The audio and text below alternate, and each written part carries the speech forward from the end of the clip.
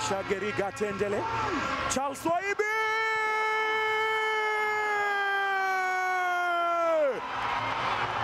Charles Waibi Moses! Mgeni anakosa adabu za ugenini. Anatamba ndani ya ardhi ya Nairobi. Wameuliza maswali mengi tu vijana wa NEC FC Bugolobi. Hatimaye wamepatikana, majibu yanapatikana. Ni missile.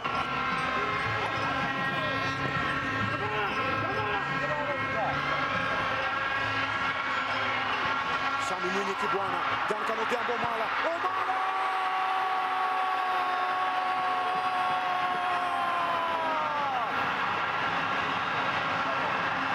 Ni wonder kick Duncan Omala! Anasema lazima iwork. Asiki wala mbiliki. Goli lake limedonjo. Donjo Maber. Coach, tactically imekuwa mechi ngumu, hususan first half ilikuwa side ya opponent, but second half imefanya changes na ikajipa. Then Nairobi United ina proceed the next round. I think it's a wonderful job from the players. First half walikuwa na half moja, wakatufunga. Hatukuanza vizuri first half, but marekebisho ya second half, nafikiri pia second half Nairobi United wamekuja wakakuwa a different team, which ndio imefanya mpaka tuka-equalize. Tactically ilikuwa ni a very good side on our side upande ya second half. Mefaulu sasa kwenda hatua inayofuata, preparations takuaje na tutarajie nini?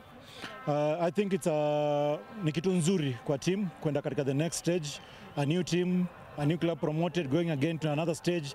Inamaanisha kuna umoja fulani upande wa timu. Ukiangalia masupporters wetu wamekuja leo kwa wingi. Nafikiri pia the 12th man wametupatia pia nguvu upande wa second half sana kutusukuma. Stage next tutaiplania. Kitu ya kwanza ni tunaomba pia ligi tunaanza wiki ijao.